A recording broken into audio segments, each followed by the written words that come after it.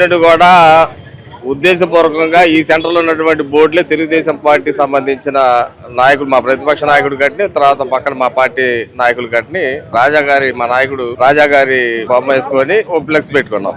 అది road divider కి ఎవరికి ఇబ్బంది లేకుండా. ఇవన్నీ కాదు, ప్రభుత్వంలో మేము ఉన్నాం. గత 5 సంవత్సరాల్లో నానా ఇబ్బందులు పడ్డాం. వైసీపీ పార్టీ హయాంలో మాకు కేసులు పెట్టుకున్నాం, కష్టపడ్డాం. కూటమిలో సీటు పోయిందంటే కూటమి వ్యక్తిని కష్టపడి గెలిపించాం. గెలిచిన వ్యక్తి గెలిచే ముందు ఏం చెప్పాడంటే, మీకు ఏ కష్టం వచ్చినా ఏ నష్టం వచ్చినా మీకు ఎటువంటి ఇబ్బంది లేకుండా మీలో ఒకటిగా ఉండి పనిచేస్తా అన్నాడు. వచ్చిన దగ్గర నుండి టార్గెటెడ్ గా రాజేంద్ర ప్రసాద్ గారి బొమ్మలు తీయడం కోసమే ఓ టార్గెట్ పెట్టుకుని పనిచేస్తున్నారు. ఎందుకు చేస్తున్నారు అంటే, మేము చేసిన పాపం ఏంది? మా సీటు మేము త్యాగం చేసుకొని మిమ్మల్ని గెలిపించుకొని, అంటే ఇది ఒక సాంప్రదాయం. ఓటింగ్లు పెట్టుకోవడం లేకపోతే ఫ్లెక్స్ కట్టుకోవడం తెనాల్లోనే ఉందా? రాష్ట్రంలో ఎక్కడ లేదా? ఇదేం కొత్త సాంప్రదాయం? ఏదన్నా తెలుగుదేశం పార్టీ రూల్ వైలేషన్ చేసి చట్ట విరుద్ధంగా ట్రాఫిక్ ఇబ్బంది కలుగుతూ ప్రజల్ని ఇబ్బంది పెడుతూ వాహనదారులను ఇబ్బంది పెడితే ఏదైనా కడితే ఖచ్చితంగా మేము తప్పు చేశామని చెప్పేసి తీపిస్తాం.